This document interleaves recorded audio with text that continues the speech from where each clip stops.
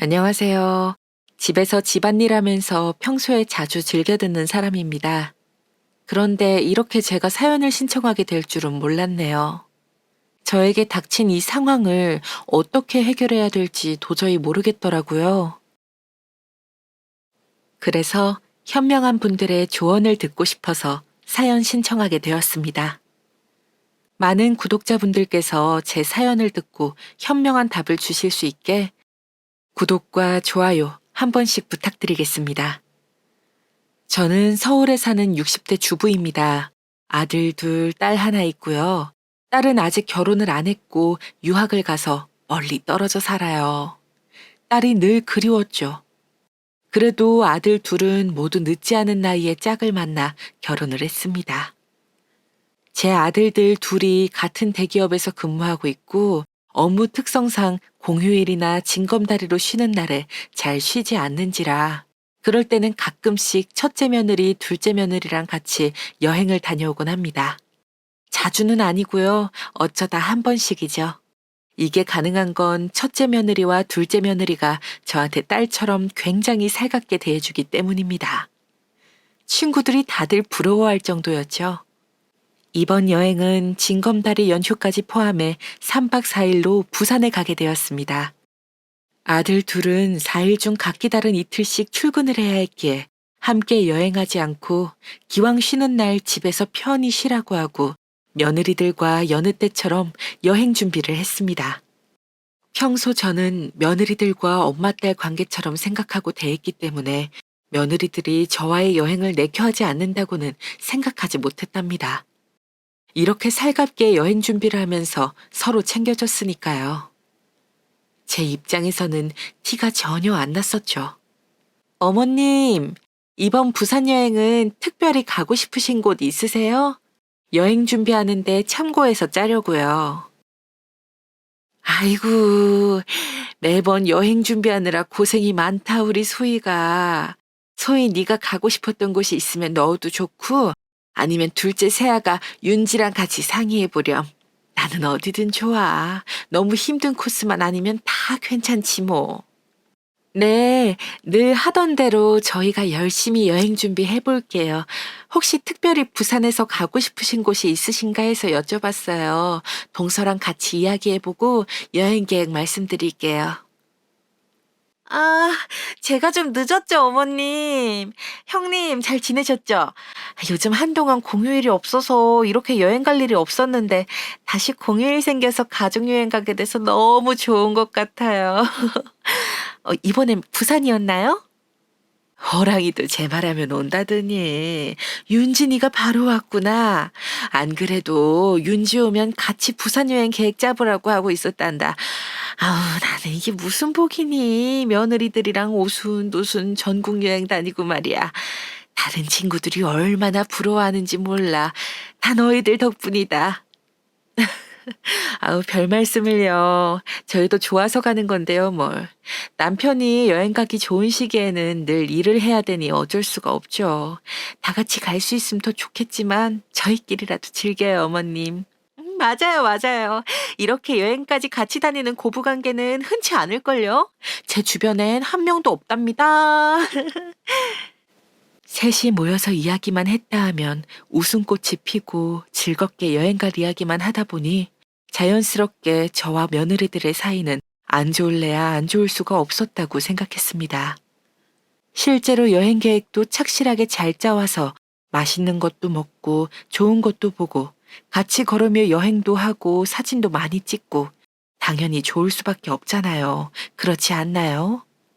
여러분께서 저라고 생각해 보세요. 첫째 며느리와 둘째 며느리가 아직 자식은 없어도 제 아들들과 잘 지내고 또 저도 이렇게 쉬는 공휴일마다 같이 챙겨서 여행을 간다는 게 자연스럽게 주변에 자랑거리가 되지 않겠어요? 저는 고부 갈등 없이 저희 며느리들과 사이가 좋다는 자부심까지 들었답니다. 심지어 계모임과 공휴일이 겹치면 저는 망설임 없이 계모임을 포기하고 며느리들과의 여행을 택할 정도였으니까요. 아니, 자기는 개 모임에 공휴일 끼면 항상 안 나오더라. 이번에도 또 며느리들이랑 같이 놀러 가는 거야? 맞아. 아우, 미안, 미안. 그래도 갯돈은 계속 내잖아. 워낙 나랑 딸처럼 지내는 며느리들이라서 이번 개모임도 못 갈 것 같아. 갯돈은 입금했어. 확인해주고. 오케이, 입금 확인. 아, 그러고 보니까 첫째 며느리가 이렇게 자기를 챙겨주는 것도 놀라운데, 둘째 며느리까지 어쩜 그렇게 자기랑 엄마와 딸 사이처럼 잘 지내면서 여행도 때마다 같이 다니지? 남들은 서로 못 잡아먹어서 안달이라고 스트레스 투성이라는데, 고부 갈등 난리잖아. 자기만 안 그러니까 너무 신기해서 맨날 물어보게 된다. 그러면 이번엔 어디로 여행 가는 거야? 부럽다. 이번에는 부산에 가기로 했어. 나도 신기하지 뭐. 우리 소희랑 윤지가 나한테 참 잘해줘서 미안하고 고맙고 늘 그래. 아들들 일하느라 고생하는 대신에 며느리들이 딸이 돼서 같이 놀 수도 있고 그래서 나는 너무 행복하지. 일하는 아들들이 안쓰럽긴 하지만. 헤이, 아들 안쓰럽다고 하기에는 너무 며느리들이랑 알콩달콩 잘 놀러 다니는 거 아니야? 둘 다 바라면 너무 욕심이지. 안 그래? 어쨌든 미리 전화 줘서 고마워. 자기 이번에는 참석 안 하는 거 체크해 놓을게. 며느리들이랑 부산 여행 재밌게 잘 다녀오고 사진 좀 보내줘. 대리 여행이라도 하게. 여행 어땠는지 나중에 전화로 들려주고. 맨날 며느리들이랑만 가지 말고 우리 계모임 사람들이랑도 한번 가게. 어머, 알겠네요. 알겠어. 부산 여행 다녀오고 괜찮으면 우리 계모임에서도 한번 다 같이 가면 좋을 것 같네. 연락할게. 끊어. 어느덧 부산 여행이 다가왔고 예정대로 셋째 며느리와 둘째 며느리 그리고 저 이렇게 셋이서 KTX 기차를 타고 이동하기 시작했습니다. 가을 하늘이 맑고 푸르른 것이 기차 여행을 하면서 풍경을 보니 더 선명하게 느껴지더라고요. 지나가면서 보이는 벼들도 점차 노랗게 노랗게 물들고 있었습니다. 그 모습을 볼 수 있다는 게 기차 여행의 묘미겠지요. 가는 내내, 물론 2시간 반이라는 어찌 보면 짧고도 긴 시간 동안 첫째 며느리와 둘째 며느리는 눈을 감은 채로 아무 말 없이 가더라고요.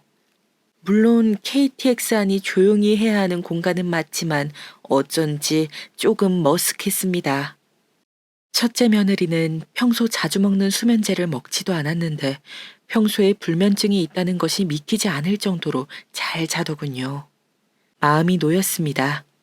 조금 스트레스가 사라진 게 아닐까 하고요. 곧 도착이라는구나. 이제 슬슬 나갈 준비를 해보자.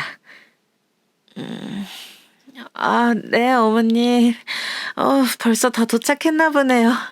잠들었더니 금방 시간이 순식간에 가버렸네요. 아, 형님, 일어나세요. 다 왔대요. 다 왔군요.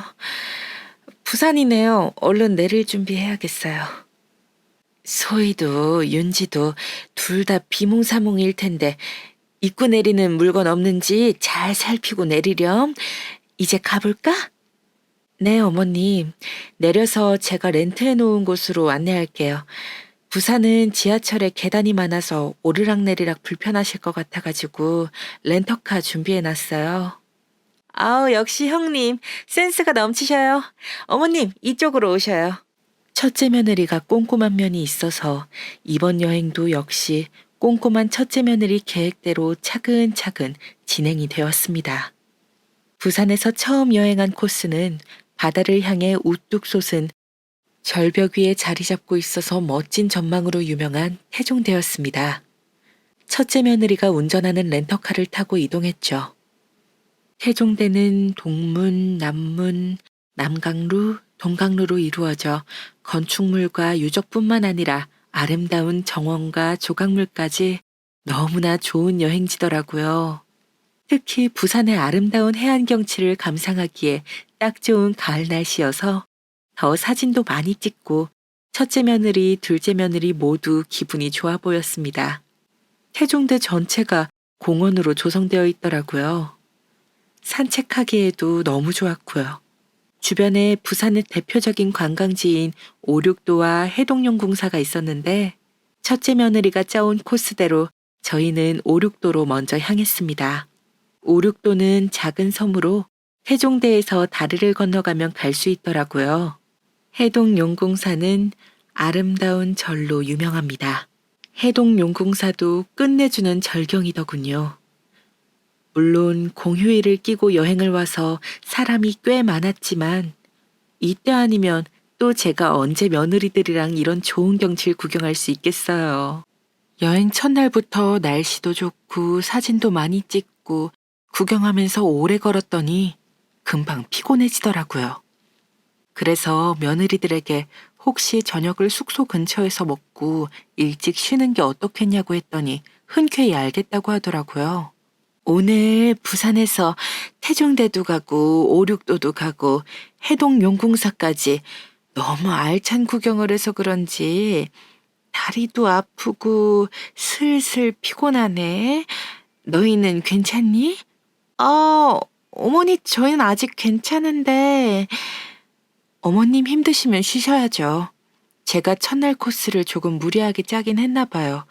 저녁 찾아놓은 곳이 있긴 한데 늙으니까 몸이 안 따라주나 보다. 마음 같아서는 소희가 짠 코스를 다 가고 싶긴 한데 혹시 저녁을 숙소 근처에서 간단히 먹는 건 어떻겠니? 네, 그럼요. 숙소 근처에서 간단히 먹을 수 있는 게 어떤 것들이 있는지 찾아볼게요. 그러면 돌아가는 길 운전은 제가 할게요. 형님께서 저녁 먹을 곳 찾는 것 좀 부탁드려요. 어머님, 얼른 타세요. 둘 다 이해해줘서 고맙구나. 그래, 얼른 숙소 쪽으로 가서 쉬자. 네, 당연하죠. 출발합니다. 제가 저녁으로 먹을 맛있는 식당 찾아볼게요. 숙소에 도착 후 짐을 풀고 바로 저녁을 먹으러 갔습니다. 해물찜이나 회를 먹자고 하는 둘째 며느리에게 오늘은 간단히 밀면이나 먹는 건 어떻겠냐고 했더니 제가 먹고 싶은 걸로 먹으러 가자고 하더라고요. 꽤 오랜만에 여행하는 데다가 많이 걸었기 때문에 생각보다 제 몸이 많이 힘들었나 봅니다. 얼른 먹고 숙소에 가서 씻고 누워있고 싶더군요. 밀면집에서 면과 매운 양념장, 신선한 야채로 된 부산의 민속 음식 밀면을 먹고 나니 향긋하고 쫄깃하더라고요. 너무 맛있어서 허겁지겁 먹었던 것이 생생하게 기억이 납니다. 숙소 바로 앞이어서 들어가자마자 먼저 씻겠다고 하고 샤워를 했습니다. 첫째 며느리와 둘째 며느리가 짐 정리를 하는 동안 금방 씻고 나왔는데 둘째 며느리가 음료수를 건네는 겁니다. 어머님, 아까 밀면 먹고 입이 텁텁하실 수도 있을 것 같아서 편의점에서 감귤 주스 좀 사왔어요. 한 잔 드릴게요. 어우, 둘째가 센스가 있구나. 고맙네. 잘 마실게. 안 그래도 시원하게 음료수 한 잔 했으면 좋겠다고 생각했는데 첫째가 요즘 약 때문에 술을 안 마시니까 숙소 와서 술도 안 먹고 그래서 생각을 딱 접었었거든. 음료수가 있으니 좋구나. 역시 동서가 센스가 있죠. 저도 마셔봤는데 시원하고 좋더라고요. 아우, 시원하니 맛 좋구나. 그나저나 우리 드라마 할 시간 안 되었나? 아, 어머님 챙겨보시는 드라마 할 시간 거의 다 되었네요. 제가 채널 돌려놓을게요. 잠시만요. 그날 많이 걸어다니고 구경하느라 피곤해서 그런지 드라마를 보는데도 솔솔 잠이 오더라고요. 그래서 드라마를 얼마 보지도 못하고 제가 졸고 있더라고요. 한마디로 기절 직전이었습니다. 그래서 며느리들에게 난 이제 자야겠다고 도저히 졸려서 안 되겠다고 난 침대에 가서 누워야겠다고 하고 침대 쪽으로 와서 누웠습니다. 그런데 누워서 완전히 골아떨어지기 전에 밖에서 꿈인지 생시인지 이상한 소리가 들리더군요. 형님, 이거 진짜 효과 있는데요? 어머님 드라마 시작한 지 5분도 안 돼서 잠드시더라고요. 알아서 침대 가서 누우시니 편하네요. 잠 안 올 때 먹으면 진짜 효과 좋은 수면제니까. 이건 먹어본 사람만 안다니까. 어차피 어머님 오늘 여기저기 돌아다니느라 무리하신 날이라 일찍 잠드는 거 이상하게 생각도 안 하실 거고. 그래도 조금 안 내키긴 하네. 형님, 저희 할 만큼 한 거잖아요. 우리 꼭 이렇게까지 해야 해요? 진짜 저는 결혼하고 나서 형님께서 계속 어머님이랑 둘이 여행 다니신 거 알고 놀랐잖아요. 요즘 남편이랑도 안 가는 마당에 무슨 어머님이랑 대리효도도 아니고. 저는 형님께서 무슨 날개 잃은 천사이신 줄 알았어요. 솔직히 이번 부산 여행도 오기 싫었어요. 이런 재미라도 있어야죠. 나도 어머님이랑 여행 당연히 좋아서 오는 건 아니야. 매번 여행 계획 짜서 모시고 효도 관광해야 되지. 음식도 잠자리도 편하지 않으면 안 되니까 늘 노심초사해야 하지. 여간 피곤한 게 아니야. 차라리 일하는 남편이 부러워.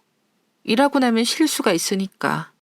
그런데 나랑 동서는 쉬지도 못하고 효도 관광이나 다녀야 하니 말이야.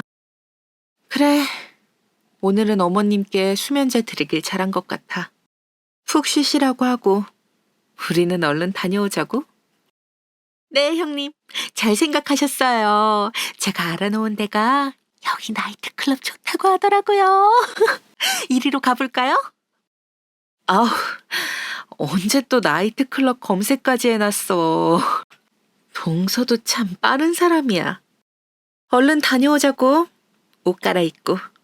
여기까지 듣고 저는 그만 깊은 잠에 빠져버렸습니다. 들으면서도 이게 꿈이길 바라고 또 바랐죠. 제가 요즘 드라마를 많이 봐서 이런 생각을 하게 된 건 아닐까, 그런 생각을 하면서 잠들었습니다. 그리고 알 수 없는 기시감에 눈을 떠보니 저는 처참한 광경에 그만 넋을 잃고 말았습니다. 그대로 다시 기절하는 줄만 알았죠. 제가 본 광경이 정말 꿈이길 바랐습니다. 제가 마주한 모습은 바로 거실에 아무렇게나 누워서 술에 골아떨어져 있는 첫째 며느리와 둘째 며느리의 모습이었습니다. 처음에는 놀라서 아무 말도 안 나오고 시간이 멈춘 것 같이 한 발짝도 움직일 수 없었습니다. 하지만 이내 얼굴이 붉게 달아오르는 것을 느꼈습니다. 손바닥 크기만한 짧은 치마를 입고 가슴골이 다 보이는 야한 옷들을 입고 있는 게 아니겠어요? 여러분이라면 어떤 느낌이실 것 같나요? 저는 난생 처음 겪어보는 이 광경에 다시 한번 넋을 잃고 그 자리에 주저앉았습니다. 제가 주저앉으면서 소파를 건드렸는데도 술을 엄청 많이 마신 건지 첫째 며느리와 둘째 며느리 모두 정신을 못 차리더라고요. 여러분이 저라면 며느리들을 깨우실 수 있으시겠어요? 저는 도저히 그 상태에 있는 첫째 며느리와 둘째 며느리를 깨울 수가 없었습니다. 마주하면 무슨 말이 튀어나올지 저 스스로도 모르겠더라고요. 눈앞이 노래지는 기분을 살면서 처음 느껴봅니다. 사실 여행을 본격적으로 쫓아다니기 전에는 둘째 며느리는 조금 노는 것도 좋아하고 답답해할 수도 있겠다는 생각을 했었지만 막상 여행을 첫째 며느리와 함께 셋이 다녀보니 첫째 며느리가 탄탄하게 여행 계획을 세워주니까 따라다니는 걸 좋아하는 것처럼 보였거든요. 그런데 아니나 다를까 그게 모두 연기였다니 속은 기분에 배신감이 강하게 들더군요. 첫째 며느리는 제 큰아들과 결혼한 지 이제 3년인데 3년간 여행을 가자고 할 때마다 반겨하며 기꺼이 여행 계획을 너무나 착실하게 짜와서 코스대로 여행을 시켜줬었습니다. 늘 고맙고 저는 더욱더 첫째 며느리에게 딸처럼 대하기 시작했죠.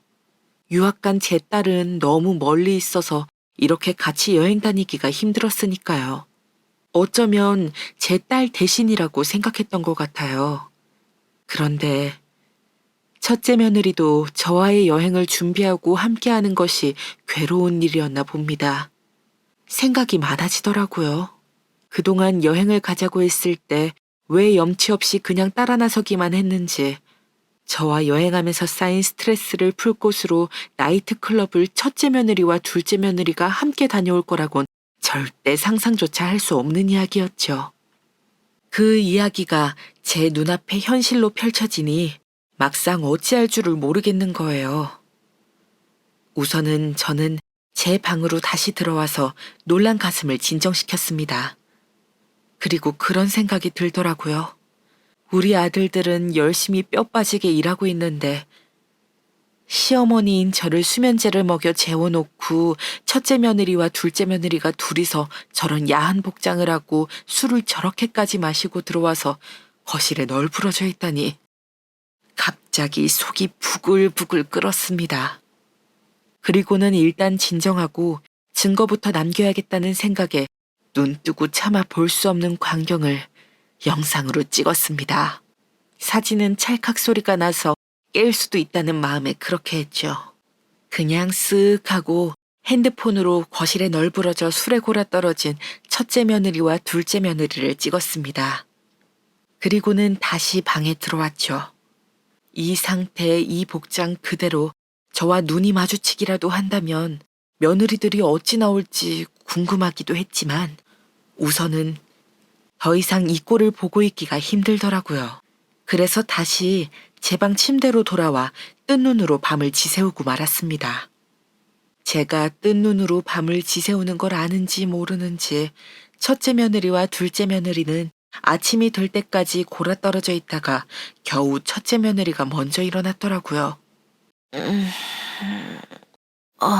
피곤하다. 숙취.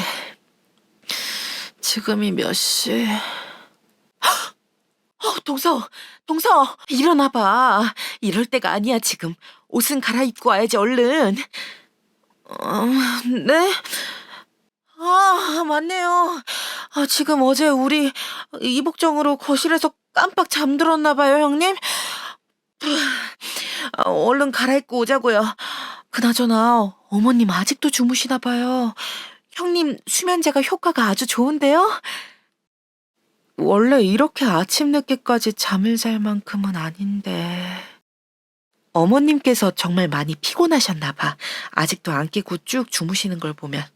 우리야 잘 됐지. 이 복장으로 마주치기만 했어 봐. 아주 그냥 인생 피곤해지는 거지. 네, 그럼요. 형님 수면제 넣어서 음료수 드리길 잘했죠.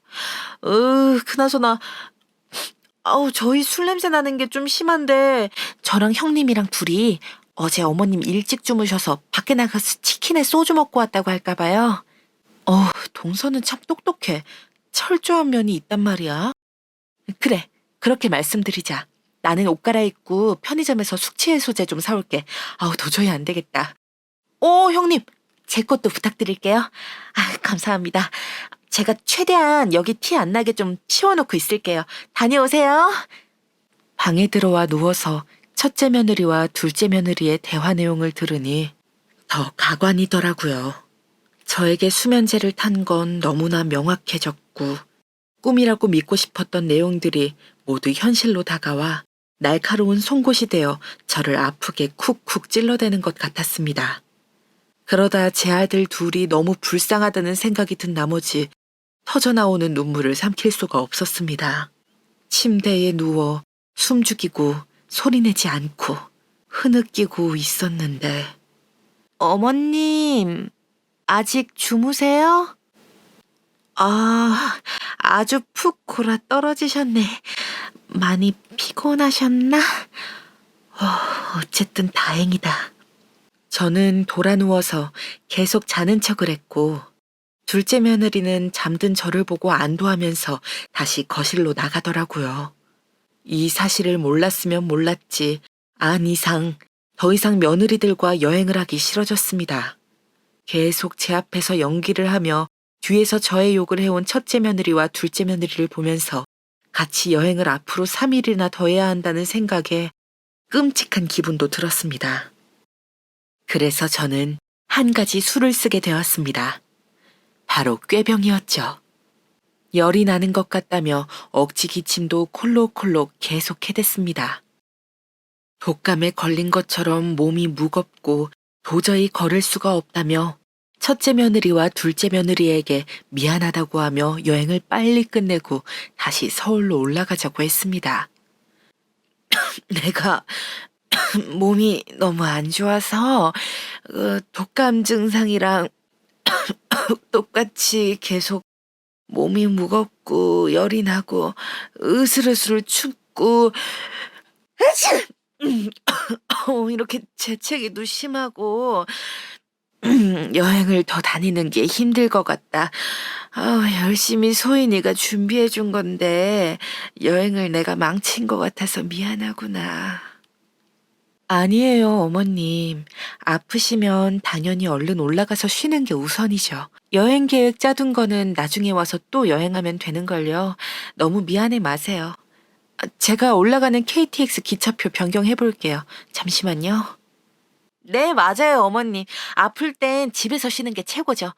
형님, 제가 짐 정리하고 있을게요. 어머님, 부산 여행은 다음에 저희랑 또 와요. 너무 아쉬워 마시고요. 그, 그래. 너희들 덕분에 내가 행복하구나. 저에게 다음 여행을 또 같이 오자고 마음에도 없는 소리를 하는 첫째 며느리와 둘째 며느리 앞에서 저도 같이 억지로 웃으며 거짓 연기를 하려고 하니까 정말 머리가 지끈거리고 몸이 아픈 기분이 들더라고요. 이게 맞는 걸까라는 기본적인 질문도 스스로에게 던지게 되었습니다. 빠르게 짐을 챙겨 숙소에서 체크아웃을 하고 KTX 기차를 타러 왔습니다. 그런데 먼저 찔렸는지 둘째 며느리가 이렇게 말하더라고요. 저랑 형님이랑 어제 사실 어머님 일찍 주무시길래 둘이서 회포도 풀 겸 겸사겸사 치킨집에 갔거든요. 가서 형님이랑 진솔한 대화를 나누다 보니 꽤 오래 늦게까지 소주에 치킨을 많이 먹었더라고요. 그래서 저랑 형님이랑 컨디션이 좀 안 좋아요, 어머님. 죄송해요. 이렇게 어머님 아프실 줄도 모르고 저희끼리만 신나서 같이 어제 술 먹고 그랬네요. 이해해 주실 거죠? 네? 오랜만에 동서랑 수다 떨다 보니 시간 가는 줄 모르겠더라고요. 어머님, 죄송해요. 저희끼리만 마시고 와서. KTX 벌써 와 있네요. 5호차 쪽으로 가서 타면 될 것 같아요. 너희끼리 마시고 올 수도 있지 뭐. 일찍 잠이 들어버린 건 나잖니. 둘이 술도 안 마시고 있으면 심심하지. 잘 다녀왔어. 그래. 기차 타자. 뻔뻔한 둘째 며느리와 첫째 며느리의 이야기를 듣고 있자니 새벽에 일어나서 너네 거실에 널브러져 있는 거 이미 다 봤다. 어디서 새빨간 거짓말이야 라고 말하고 싶은 게 목까지 차올랐지만 끝내 말을 삼키고 며느리들에게도 억지 웃음을 보였습니다. 아니나 다를까 달리는 기차 안에서 둘 다 역시 기절한 채로 잘 자면서 가더라고요. 저는 너무 황당하고 화가 나서 잠도 오지 않는데 말이죠. 그래서 저 혼자 사색에 잠기게 되었습니다. 저에게 대체 이런 일이 왜 일어난 걸까 곰곰이 생각해보게 되더라고요. 제가 그동안 며느리들과 같이 이렇게 여행을 다닌다는 것 자체가 어쩌면 큰 환상이 아니었나. 제가 너무 바보 같다는 생각이 들더라고요. 여러분들이 저라면 어떤 심정일 것 같으신가요? 저는 가슴이 찢어지는 것 같더라고요. 특히 첫째 며느리에게 더 큰 배신감이 느껴졌어요. 이렇게 놀러 다니려고 결혼 후 3년 동안 아이 가지는 것도 미뤄온 것인지 3년 동안 저를 시어머니가 아닌 엄마처럼 알뜰살뜰히 챙기고 전국 곳곳을 누비며 여행을 했는데 그 추억들이 모두 거짓이었다니요. 둘째 며느리야 뭐 이제 결혼한 지 1년이고 결혼 전에 저와 첫째 며느리가 이렇게 여행을 함께 하는지도 몰랐을 테니까 그럴 수 있다고 생각해 보려고 했습니다. 하지만 둘 다 너무 괘씸하더라고요. 그렇게 여행을 오기 싫었으면 차라리 말을 해주지. 원망 섞인 한숨만 나왔습니다. 어느덧 서울역에 도착했고 저는 택시를 타고 집에 가겠다며 도망치듯 후다닥 첫째 며느리와 둘째 며느리에게서 사라졌습니다. 아직도 비몽사몽인 며느리들을 보니 어젯밤 야한 복장에 술에 꼬라서 누워있던 꼬라지가 생각나서 같이 있기가 힘들었어요. 집에 돌아와 저는 고민에 빠졌습니다. 과연 이번이 처음인 걸까요? 첫째 며느리랑 둘째 며느리랑 같이 나이트클럽을 간 게, 그것도 그런 복장을 하고, 저로서는 너무 납득이 안 되고 용납이 안 되더라고요. 아들들한테 아직 말하지 않았는데 이걸 말해야 하나 말아야 하나 너무 고민이 되더라고요. 아직도 여전히 고민 중입니다. 여러분이 저라면 아들들에게 말씀하실 건가요? 말을 했을 때 아들들이 자기 아내에게 얼마나 실망할지 생각하면 또 망설여지고 괜히 잘 살고 있는 애들 관계를 내가 망치는 건 아닌가 또 걱정이 되고 이게 옳은 일인가 싶더라고요. 나 하나 눈 감고 있으면 될 일인데 괜히 내가 나서는 거 아닌가 싶은 생각이 들다가도 그런데 또 아들들이 계속 이렇게 나가서 고생해서 생활비 벌고 하는데 첫째 며느리랑 둘째 며느리는 놀러 다니면서 나이트클럽이나 가는 게 사실은 엄밀히 말해 이건 바람인 거잖아요. 당사자들이 당연히 알아야 되는 거고 심지어 시어머니인 저한테 수면제까지 다 먹이고 이거는 진짜 아닌 거잖아요. 당장 아들들에게 달려가서 말해야겠다 생각했다가도 또 계속 이런 생각들이 엎치락 뒤치락 하면서 아주 환장을 하겠는 거예요. 그렇다고 누구한테 말도 못하고요. 계속 속으로 끙끙 앓고만 있었죠. 그러다가 도저히 안 되겠어서 친구에게 만나 허심탄회하게 지금까지 있었던 일을 털어놨습니다. 차마 제가 술에 골아 떨어져서 널브러져 있던 첫째 며느리와 둘째 며느리를 찍은 증거 영상을 보여줄 수는 없었고요. 계모임 총무하는 제일 친한 친구에게 고민이 있다며 불러내서 이야기를 시작했죠. 그러자 친구는 그럴 줄 알았다면서 오히려 저한테 그동안 첫째 며느리랑 여행을 다닌 게 이상한 일이라고 그러면서 너무 마음에 담아두지 말라고 하는 거예요. 자기야, 그런데 그거는 물론 나이트클럽에 간 거는 첫째 며느리랑 둘째 며느리랑 잘못한 거긴 한데 애초에 딸 같은 며느리 아들 같은 사위가 어딨니? 어차피 결혼 때문에 이어진 사이인데 가족이라도 해도 그건 우리 같은 사람들의 욕심일 수 있어. 어쩐지 수상하다고 생각했는데 첫째 며느리는 어쩌면 그렇게 싫다면서도 3년을 꼬박 자기를 데리고 전국을 다녔대. 스트레스가 많이 쌓였나 보지. 나는 이걸 굳이 말해서 뭔 소용인가 싶다.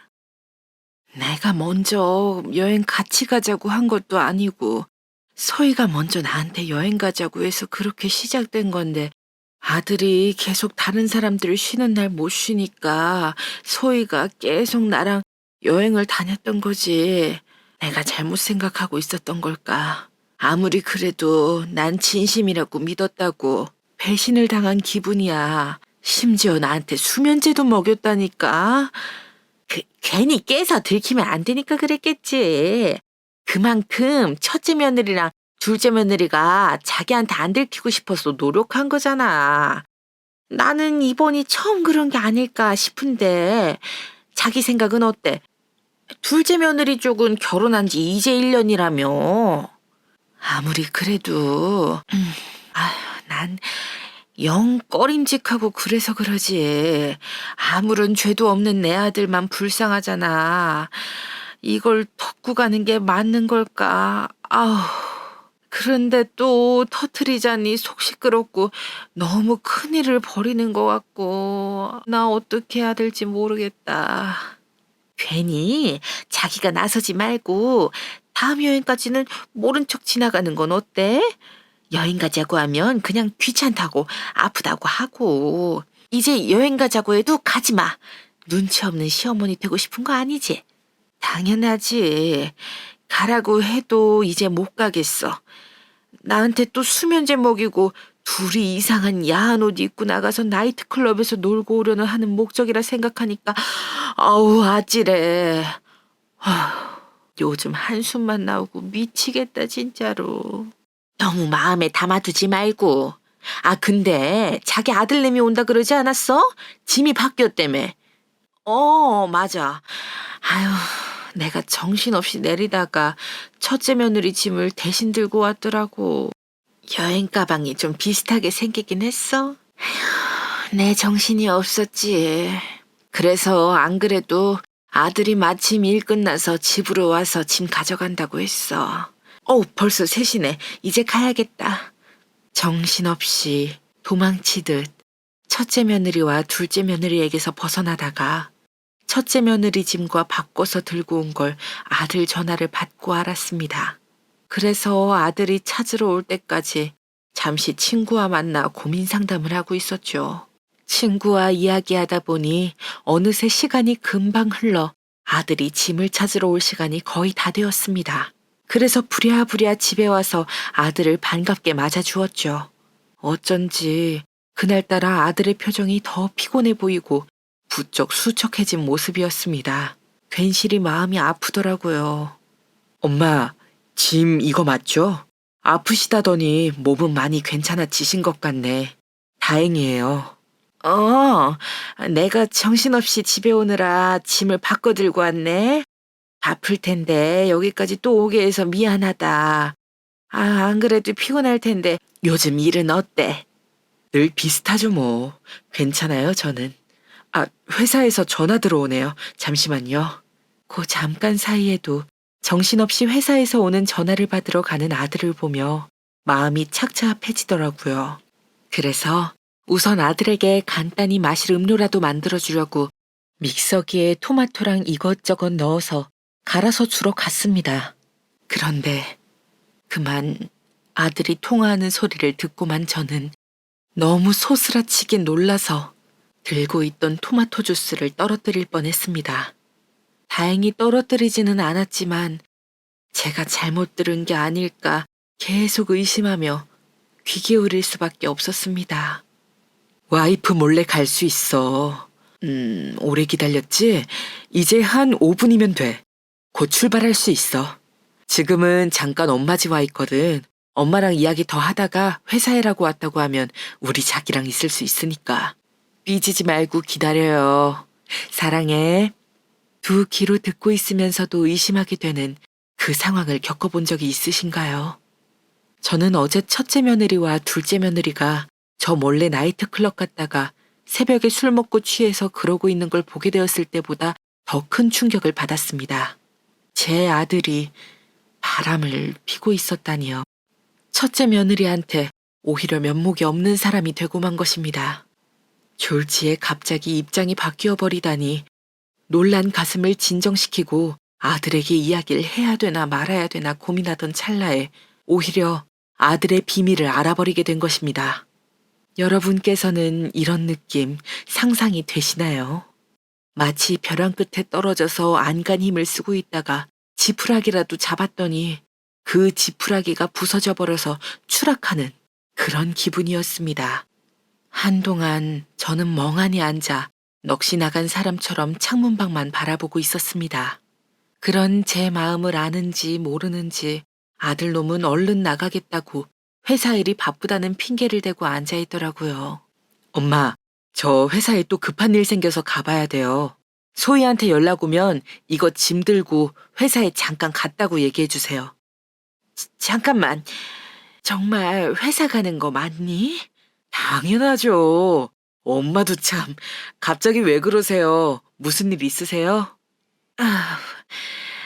아니다, 아니야. 오래 걸리는 일이니? 소희한테 내가 아예 전화를 해놓으마. 예, 그럼 좋죠. 엄마가 소희한테 얘기 좀 잘 해주세요. 저는 지금 좀 급하게 들어오라고 회사에서 그래서 얼른 가볼게요. 그래, 조심히 잘 다녀오고. 차마 아들에게도 너 바람 피니? 그 통화는 다 뭐니? 하면서 따져 물을 수가 없더라고요. 저는 아들을 보낸 뒤 한동안 멍하니, 정말 멍하니 창밖만 바라보았습니다. 지금까지 내가 알고 있던 아들과 며느리가 아니란 생각에 제가 정말 바보처럼 살았구나 싶더라고요.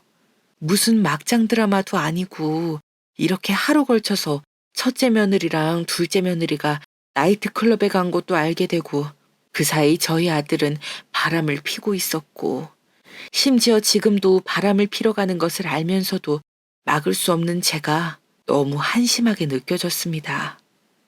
이 상황에서 저는 어쩌면 좋을까요? 이제 와서 사실 친구에게 우리 아들도 맞바람을 피고 있었다고 말할 수도 없는 노릇이고요. 창피해서 살 수가 없을 것 같습니다. 저희 아들이 더 먼저 바람을 핀 걸까요? 아니면 첫째 며느리가 먼저 나이트클럽 등 바람을 피운 걸까요? 이런 생각을 하다가도 누가 먼저 바람 핀 게 중요한 걸까? 결국 둘 다 바람을 피고 있었다는 것이 더 문제가 아닌가? 이런 생각을 했습니다. 그러다가 편지를 써볼까 하는 생각을 했죠. 도저히 말로는 제 이런 떨리는 감정으로 하고 싶은 이야기를 온전히 전하지 못할 것 같았습니다. 편지에는 이런 내용을 써보았습니다. 소희야, 벌써 3년. 짧다면 짧고 길다면 긴 시간. 오랫동안 가족으로서 함께 지내왔구나. 소희가 첫째 며느리로서 여러모로 나한테도 많은 도움을 주었고, 소희 네가 아니었으면 둘째도 그렇고 둘째 며느리 윤지도 이렇게 함께 다 같이 조화를 이루면서 우리 가족이 화목하게 지낼 수는 없었을 것 같다. 늘 마음속에 언제나 딸처럼 생각하면서 소희 네가 계획해온 여행 덕분에 행복하게 지낼 수가 있었어. 이 편지는 내 마음속에 묻어두려다가 솔직하게 털어놓는 게 좋을 것 같아서 쓰게 되었단다. 우리 부산 여행을 마치고 짐이 바뀐 바람에 형우가 짐을 찾으러 왔을 때 알게 되었어. 바람을 피고 있다는 것을. 우연히 통화를 엿듣게 되었고 누가 들어도 바람이 난 게 확실해 보이더구나. 큰 충격이었다. 소인이가 나한테 그렇게 잘해주고 알뜰살뜰하게 챙겨주고 있을 때 바람이라니. 나는 내 아들에 대한 실망과 상처로 느껴질 수도 있지만 그보다는 지금까지 우리 가족이 함께 지켜온 것들을 깨지 않고 중요하게 소중하게 지켜야겠다고 생각했지. 그렇다고 아는 걸 모른다고 하는 것은 너무 큰 위선이라고 생각했단다. 그래서 솔직하게 너한테 터놓는 거야. 나도 형우가 이렇게 바람핀 것에 대해서 어떻게 대처해야 될지 막막하고 이 문제를 어떻게 소희 너와 함께 해결할 수 있을까 고민이 되더구나. 그래서 여러 가지 생각이 들었어. 하지만 지금 나와 소희 너에게 제일 중요한 것은 우리 가족 간의 소중함과 상호 간의 이해와 지지라고 생각한다. 그리고 솔직한 대화도 중요하다고 생각해. 소희 너와 함께 형우랑 이 문제에 대해 솔직하게 대화를 나누면 좋겠어. 형우가 오랜 시간을 계속 일만 해오다 보니 뭔가 심리적으로 문제가 있거나 외로웠거나 아니면 소희 너랑 어떤 갈등이 있었는지도 궁금하구나. 나는 너희가 대화로 이 기회에 허심탄회하게 이야기하는 시간을 가졌으면 좋겠구나. 나는 소희 네 편에서 같이 도우려고 해. 형우는 잘한 거 아무것도 없다. 너에게 큰 상처를 안겨준 것 같아서 미안하구나. 하지만 우리가 이 문제를 함께 극복할 수 있다는 생각을 가지고 그렇게 믿고 나는 이 편지를 전하게 되었어. 여기까지 썼다가 지웠다가를 반복하며 이 편지를 전할지 말지 계속 망설이고 있습니다. 처음에는 제 아들들에게 첫째 며느리와 둘째 며느리가 나이트클럽에 다니면서 바람을 피웠다는 걸 말해야 하나 말아야 하나 고민을 했는데 이제는 제 첫째 아들이 바람 피는 걸 알게 돼서 이러지도 저러지도 못하고 첫째 며느리에게 이 사실을 말해주고 같이 해결해보자는 편지를 적고 있으니 말이죠. 그런데 이 편지를 전하는 게 맞는 건지도 잘 모르겠습니다. 저희 아들만 괜히 곤란해지는 건 아닐까요? 사실 첫째 며느리도 나이트클럽에 가서 바람핀 건 사실인데요. 제가 이 편지를 보내면서 부산 여행 때 둘째 며느리랑 함께 첫째 며느리가 제 음료에 수면제를 타고 둘이 야한 복장으로 술을 마시며 돌아다녔다는 걸 안다고 증거도 있다고 이런 식으로 말을 하는 게 좋을까요? 저는 아들들이 며느리들이랑 이혼하는 걸 원하진 않습니다. 돌이켜보면 첫째 며느리가 우리 집안에 들어와서 이것저것 많이 챙겨주었고 배려를 많이 해줬기 때문에 지금까지 별 문제 없이 큰 탈 없이 화목하게 지낼 수 있었던 것도 사실이거든요.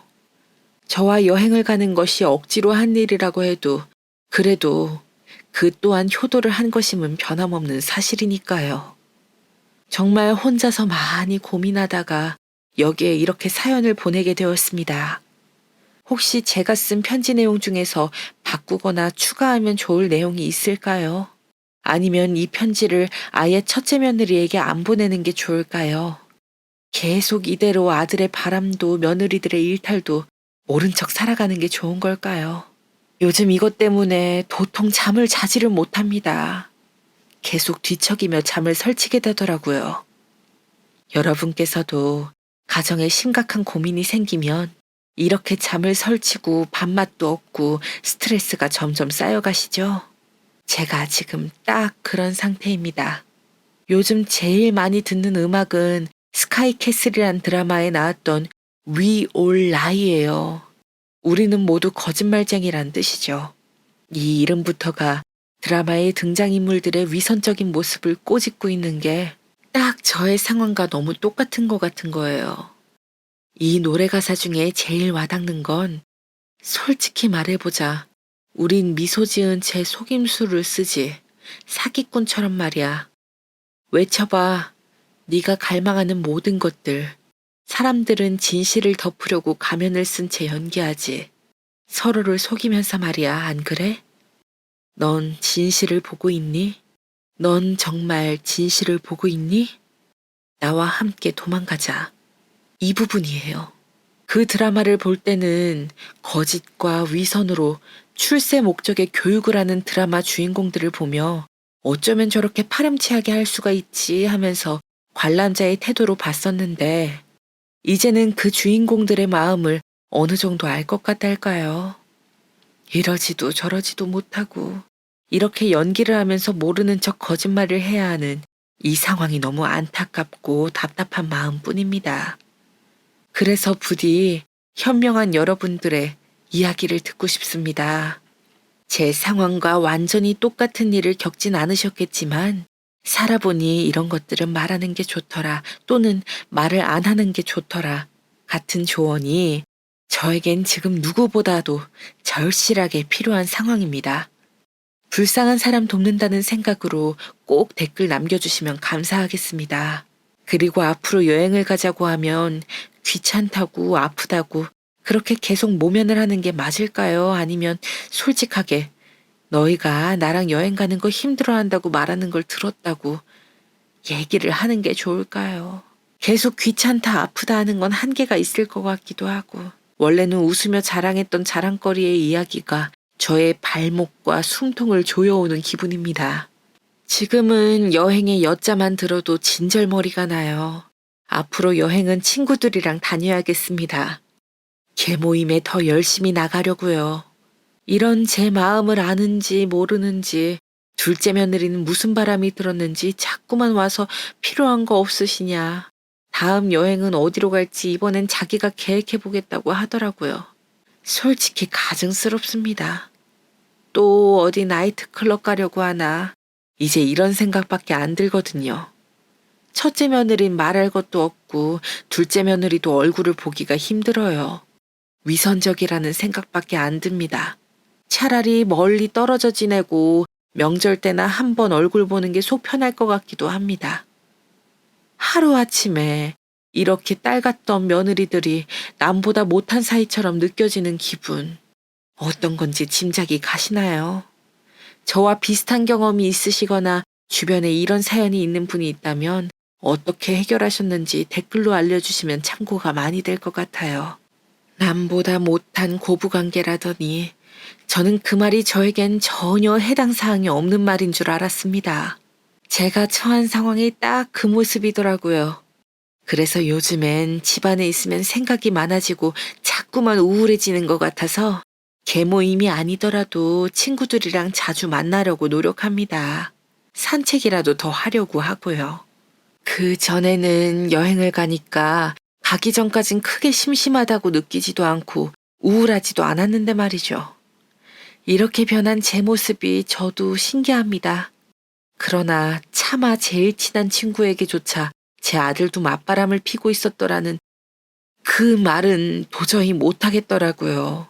그렇다고 멀리 유학가 있는 딸에게 이런 이야기를 터놓고 말할 수도 없고요. 괜히 제 걱정만 더 하겠죠. 옆에서 도움을 못 준다며 미안하다고 괜히 멀리서 혼자 고군분투하면서 열심히 공부한 애한테 이런 걱정을 안겨주고 싶지 않더라고요. 그래서 정말 저는 지금 어디에도 털어놓을 수가 없어서 이렇게 지푸라기라도 잡는 심정으로 사연을 보내게 되었습니다. 제 사연을 여기까지 들어주셨다면 어떤 것이라도 좋으니 말씀 남겨주시면 큰 힘이 될 것 같습니다. 여기까지 사연을 쓰면서 든 생각은 정말 세상 일은 어떻게 될지 모르겠다는 거예요. 저도 제가 하루아침에 이렇게 딸처럼 생각하던 첫째 며느리, 둘째 며느리랑 멀어지게 될 줄 알았나요? 물론 저 혼자 저의 마음속에서 멀리해야겠다고 생각하고 있는 단계긴 하지만요. 아직도 그 나이트클럽에 가버린 일을 아들들에게 말해야 할지 말아야 할지 고민하고 있어요. 심지어 첫째 아들은 맞바람이라니 기절초풍한 일이 이렇게 벌어지고 나니까 오히려 초연한 마음도 듭니다. 아들들에게 이런 일을 말하는 게 좋을지, 제가 손 떨면서 겨우 찍어놓은 그 증거 영상도 보여주는 게 좋을지 댓글로 의견 부탁드립니다. 감사합니다. 여러분들께서는 고부관계가 어떤지 너무 궁금해요. 제 친구들한테 듣는 것처럼 정말 제가 꿈꿔왔던 저의 첫째 며느리, 둘째 며느리들과 엄마와 딸처럼 지내는 고부 사이는 정말 없는 걸까요? 모두 환상이었던 걸까요? 저는 사이좋은 고부관계도 있다면 이야기를 들어보고 싶어요. 제가 혹시 며느리들에게 잘못된 게 있는지 스스로 한번 돌이켜보고 반성하는 시간을 가지는 것도 좋을 것 같아서요. 혹시 아들이나 딸의 바람으로 안 좋았던 아들-딸 부부관계를 원만히 해결하셨다거나 개인적인 경험담도 정말 좋아요. 말씀 주시면 너무 도움이 될 것 같거든요. 지금까지 긴 사연 들어주셔서 너무 감사드리고요.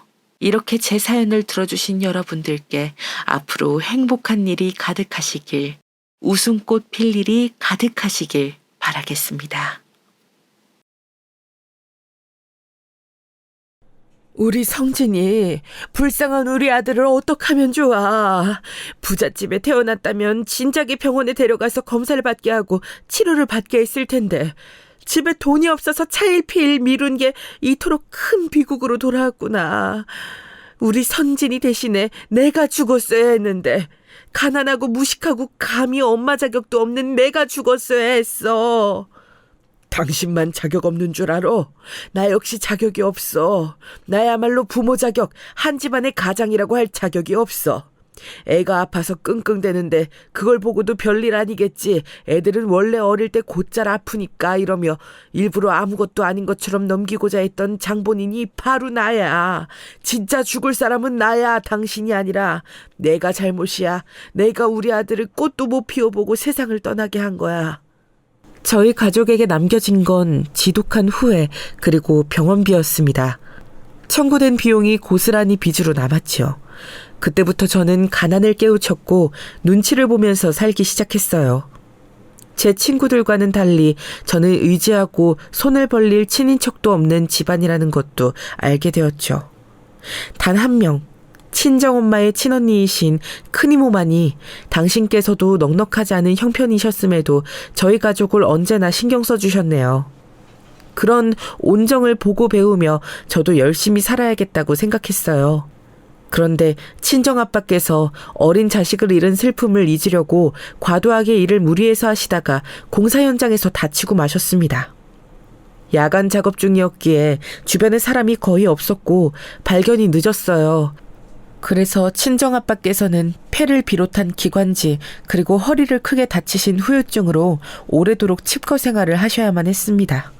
어디를 쉽게 다니실 수가 없었죠. 저희 가족에게는 이중고였어요.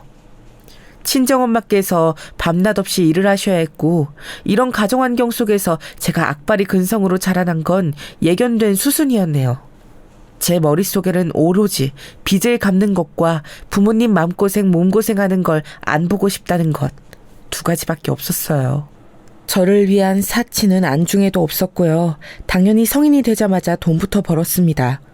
원래는 작은 사무직과 편의점 일을 병행하며 돈을 벌었었는데 주변의 소개를 받아서 어느 공장에 들어가 일을 하게 되었어요. 본격적으로 고정적인 큰 돈을 벌 수 있다는 것에 설렜죠. 일은 힘들었습니다. 일 자체도 힘든데 공장에 임원이라는 분들의 눈치까지 보느라 쉴 새가 없어서 더욱 고단했어요. 지금 생각하면 어떻게 버텼냐 싶네요. 주변에서 다들 그랬습니다. 여기 사장이 진짜 돈에 미친 놈이라고 떠들었죠. 그러니까 공장에 여유 하나가 흐르지 않는다고 했어요. 저는 남을 흉보는 걸 좋아하지 않는 성격이었기에 다들 몰래 쉬려고 하면서 잡담을 벌일 때 늘 묵묵히 제 일을 더했습니다. 그러다 보니까 임원이라는 분들이 서서히 제 이름을 인식하시더라고요. 제가 잘난 게 없으니 성실함 하나를 무기 삼아서 일하던 어느 날이었어요. 식사 시간이었는데 그날따라 속이 더부룩한 거예요. 저는 밥을 안 먹고 공장 주변을 거닐었습니다. 그랬다가 웬 봉투 하나를 발견한 거예요. 무심코 주워들고는 깜짝 놀랐죠. 언뜻 그 안을 엿봤는데 돈이 들어있었거든요. 가만히 그걸 쥐고 있던 저는 그 빳빳한 봉투가 높으신 분들 것이라는 생각을 해내서 무작정 사장님을 뵈러 찾아갔습니다. 그랬더니 점심때인데도 자리를 안 비우고 계셨던 사장님께서 놀란 얼굴로 저를 맞아주셨어요.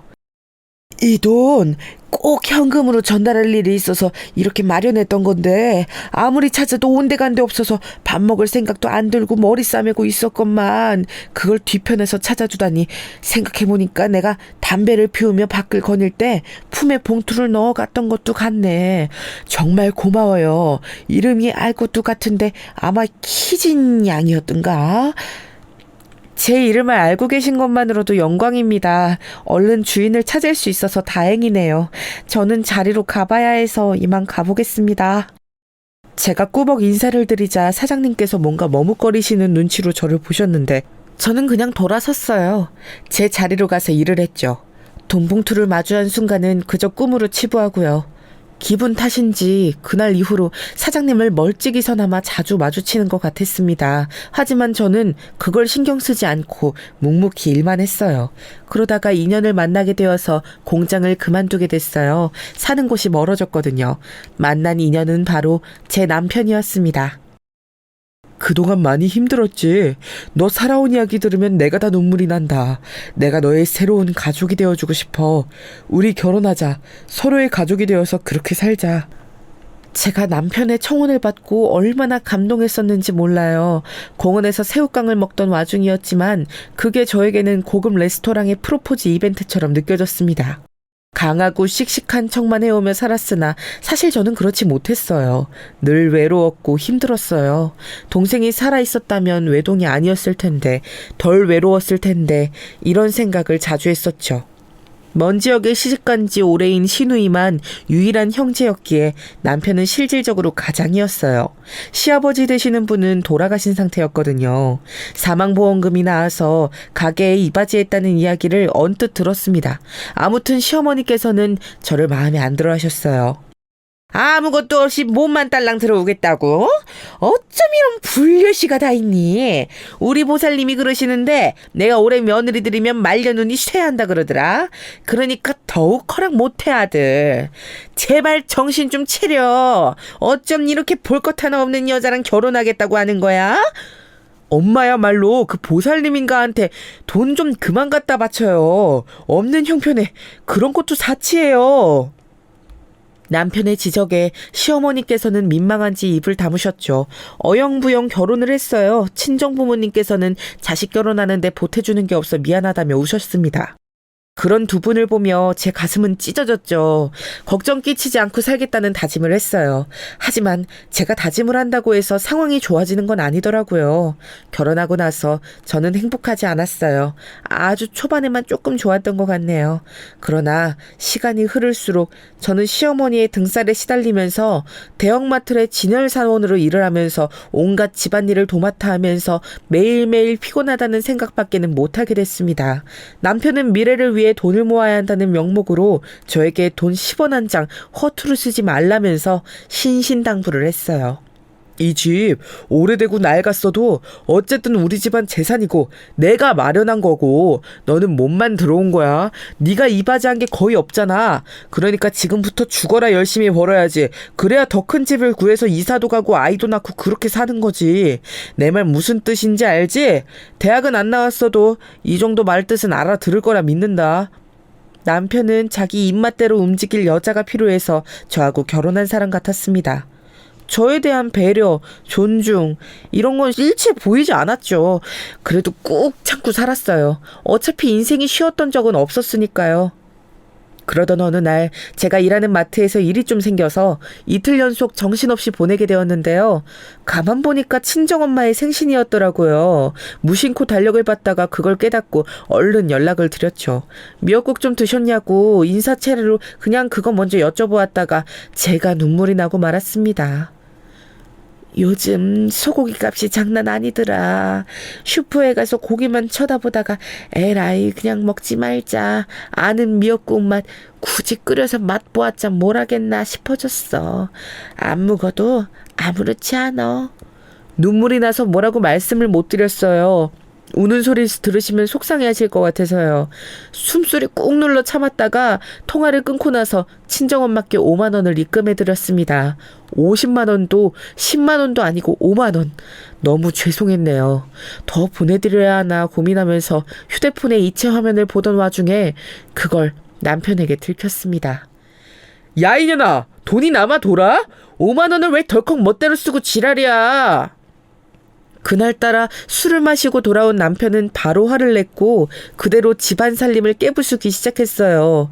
끔찍한 다혈질의 모습 몇 번 본 적이 있었기에 이 순간이 지나가길 기다리며 가만히 있었습니다. 하지만 남편은 머리 꼭지가 돌아 있었어요. 구석에 있던 저한테 꾸지 와서 발길질을 했고 제 머리채를 잡아 끌어서 현관 밖으로 집어 던졌습니다. 좁은 집, 현관까지는 금방이었고 저는 밖으로 내팽개쳐졌죠.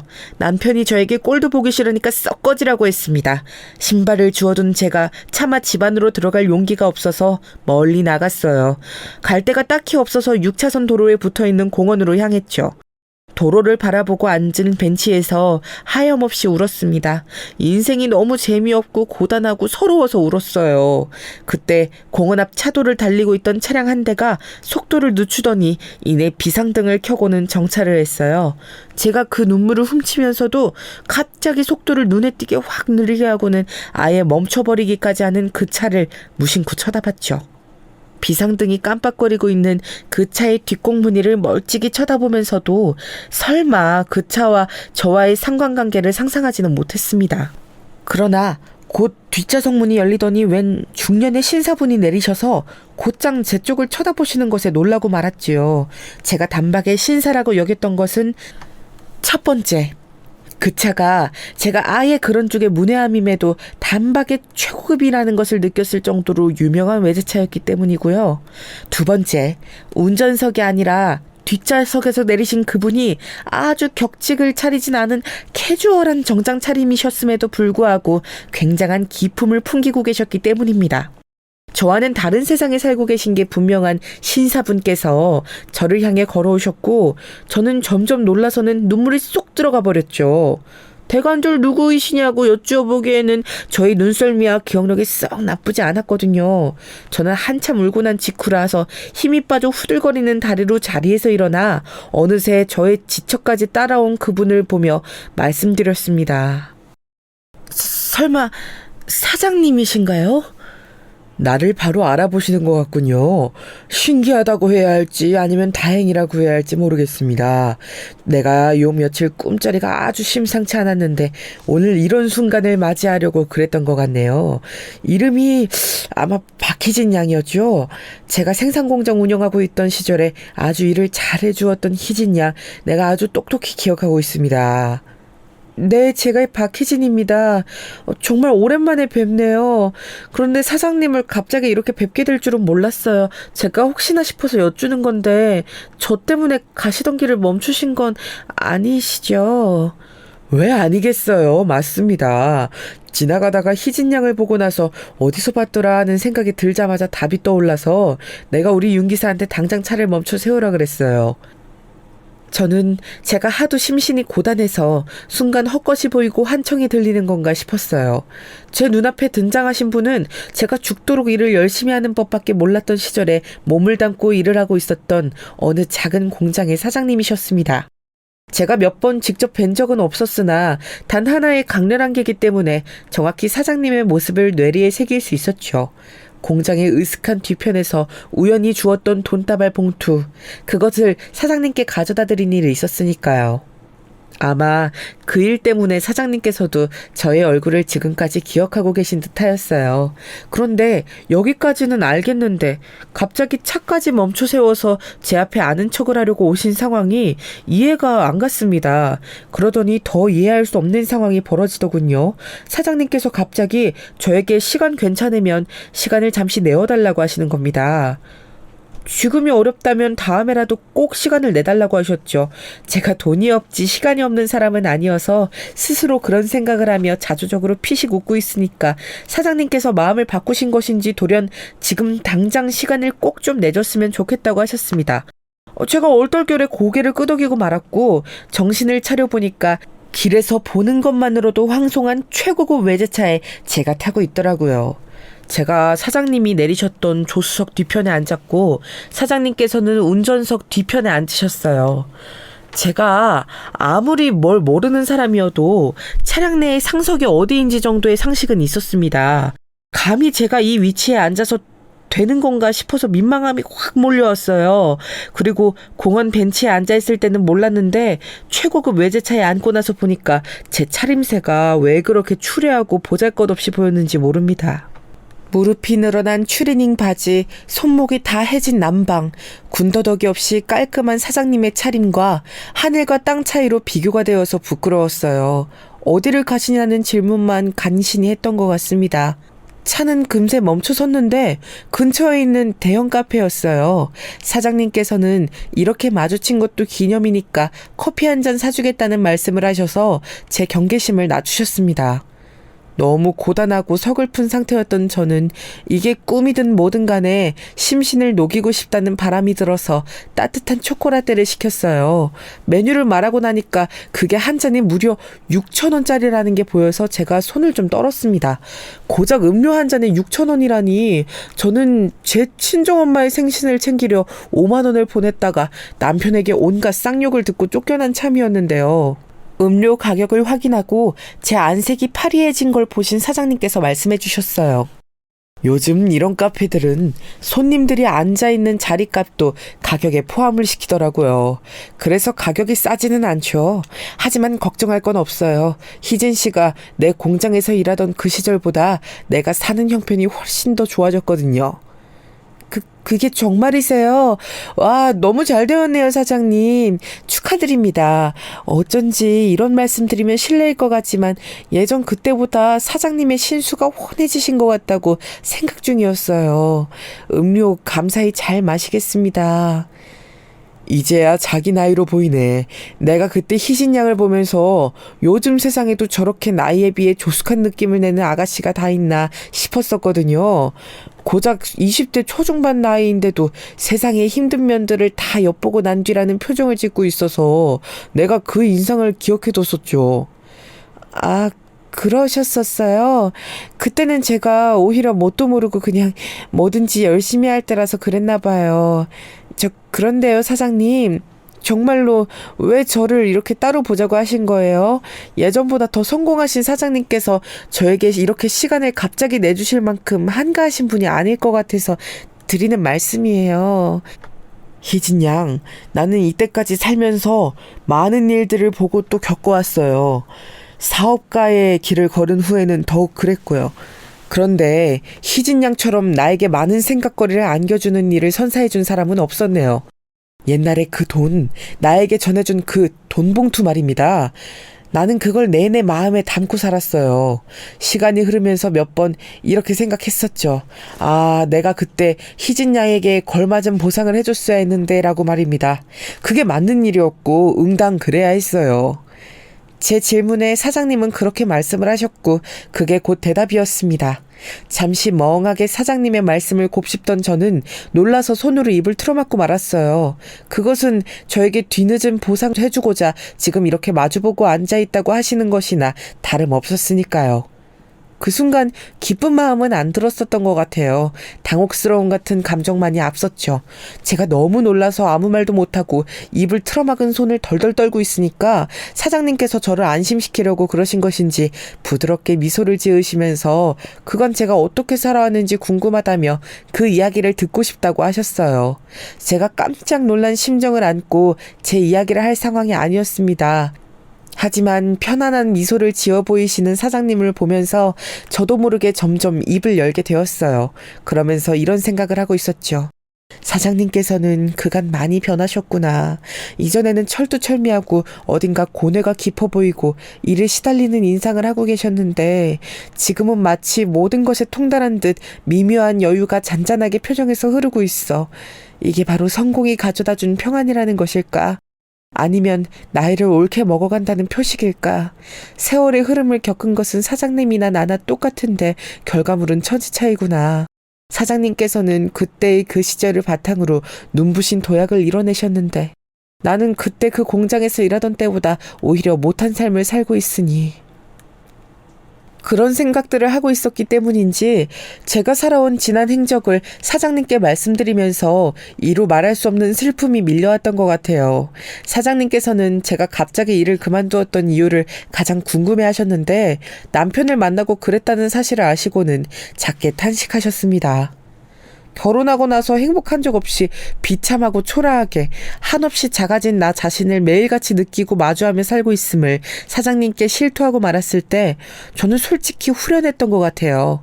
때로는 자기를 잘 아는 가까운 사람보다 잘 알지 못하는 생판 남에게 자기 속마음을 더 쉽게 털어놓는 게 사람 심리라고 하더군요. 어느 수필 서적에서 본 그 글귀가 맞는 것 같아요. 저는 그 자리에서 원래도 친한 적이 없었으며 어찌 보면 가장 어려워야 할 상대인 사장님 앞에서 제 지난 인생을 다 늘어놓고 말았으니까요. 저는 제 답답함을 이게 해소되지 않아도 좋으니 그냥 한 번쯤은 싹 다 털어놓고 싶다는 바람을 늘 품어왔던 것 같아요. 그게 해소되는 순간이 단 한 번도 상상한 적 없었던 사장님과의 재회 현장이었다니 지금 생각해도 어이가 없을 따름입니다.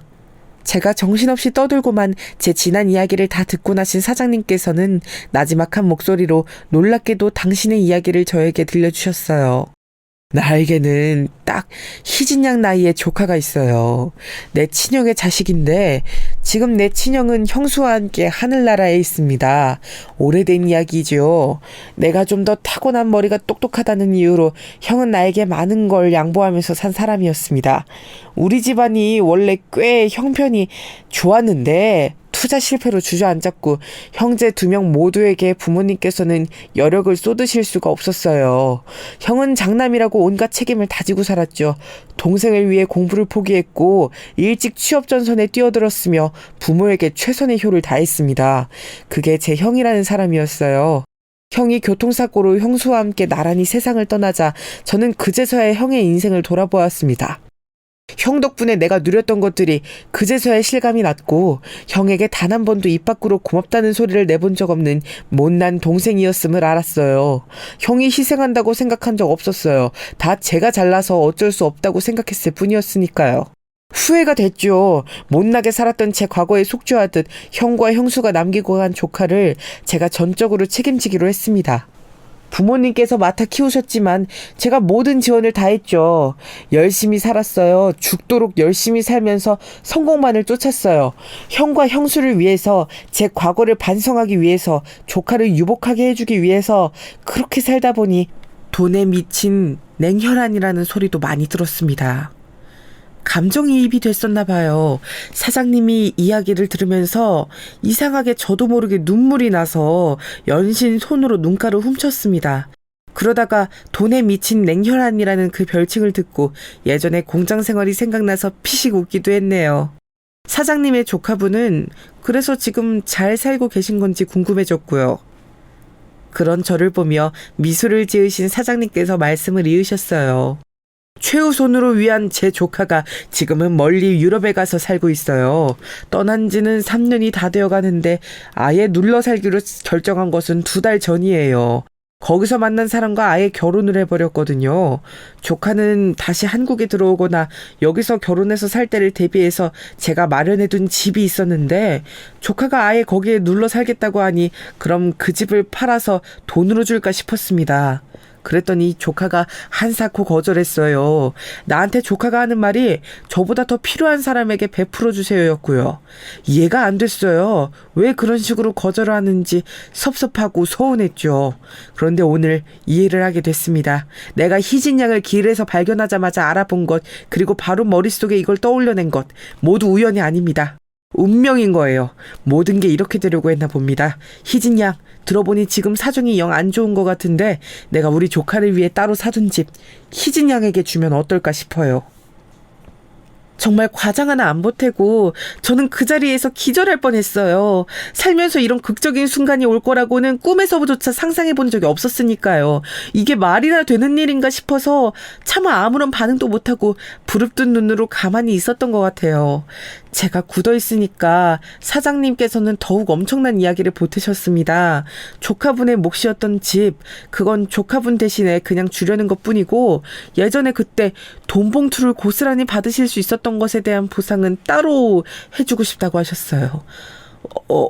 얼마요? 방금 3억이라고 하셨어요? 사장님, 저는 가끔 죽기 전까지 안 쓰고 모으면 1억을 만져볼 수 있을까 하는 망상을 하고는 했었는데요. 그런 1억도 제 인생과 멀어 보였는데 지금 3억이라고 하신 건가요? 후원이 필요한 단체에 기부를 한꺼번에 하려고 몇 년 사이 따로 조금씩 모은 금액입니다.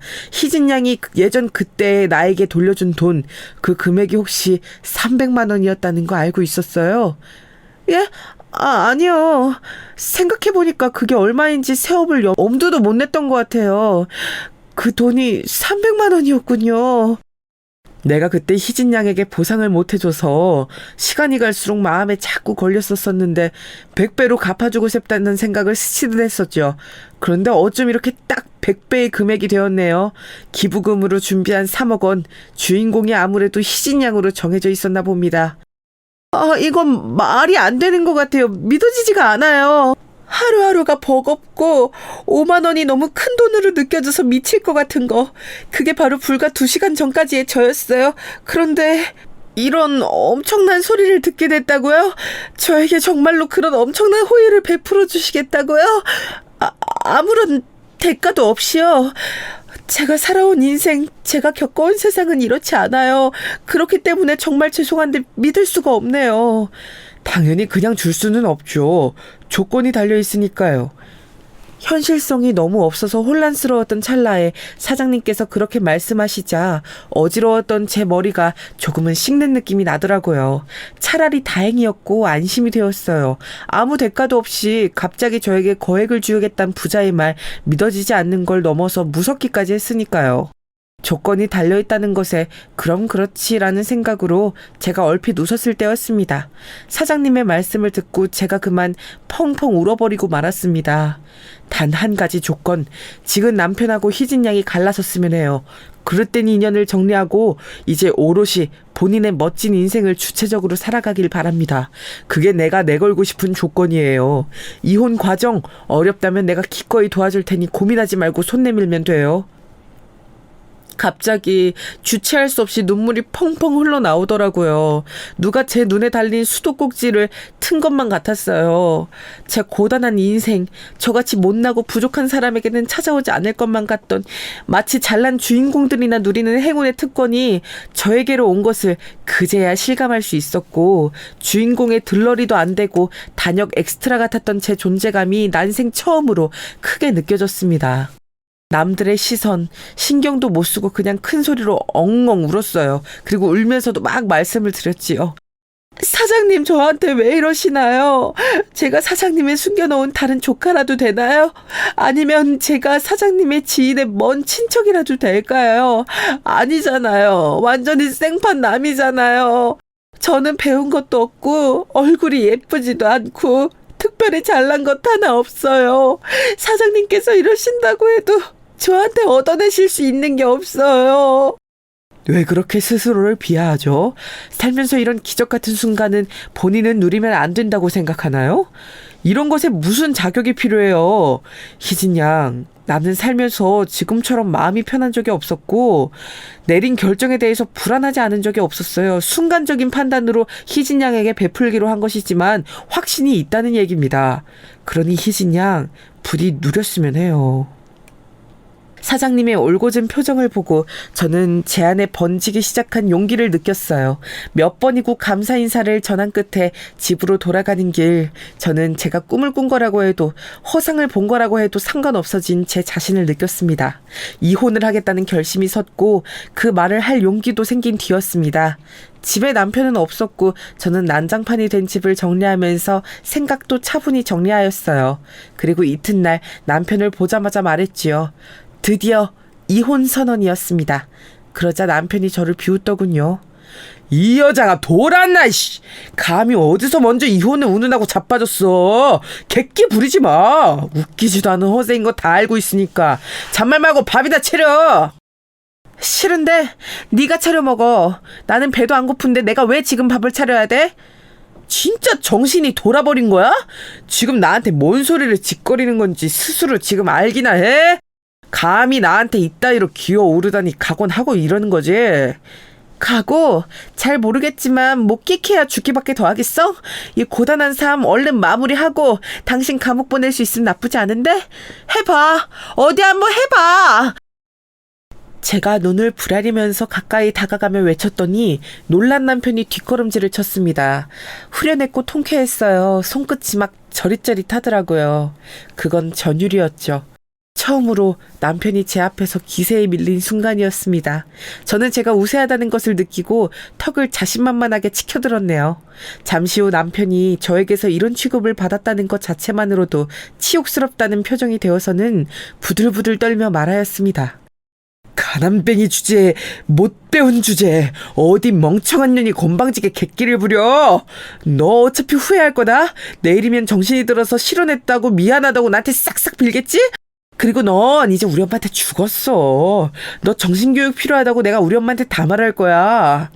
빌기는 누가 빈다는 거야? 그럴 일 없으니까 잔말 말고 이혼이나 해줘. 제가 눈 하나 깜빡 안 하고 받아치니까 남편은 이제 완전히 어안이 벙벙해졌죠.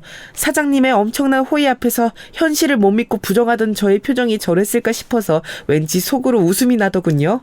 제가 슬쩍 웃는 모습에 남편이 약이 올랐는지 또 그 다혈질이 도지려고 하길래 제가 은근하게 회유를 하는 쪽으로 얼른 술을 썼습니다. 이제 와서 솔직히 고백을 해보자면 내가 당신 참아주고 산 건 당신이 남자로서 매력이 있었기 때문이야. 여자 휘어잡는 매력이 있잖아. 당신처럼 남자다운 남자 요새 잘 없거든. 그래서 당신과 사는 게 힘들어도 놓치기 싫은 마음이 공존했기 때문에 그냥 살았던 것 같아. 근데 너무 마음고생을 많이 했는지 내가 건강도 너무 안 좋아지고 있고 체력의 한계도 느껴서 그냥 모든 걸 다 뒤로 하고 어디 먼 시골에 가서 혼자 작게 상추나 심으면서 하루하루 살고 싶어졌어. 당신은 나 말고 더 좋은 여자 만나서 재혼해. 언제부터 이렇게 청산유수였어? 새치혀를 잘도 놀리네. 뱀고기라도 구워 먹었냐? 암만 해도 수상한데. 이상한 꿍꿍이라도 있는 거 아니야?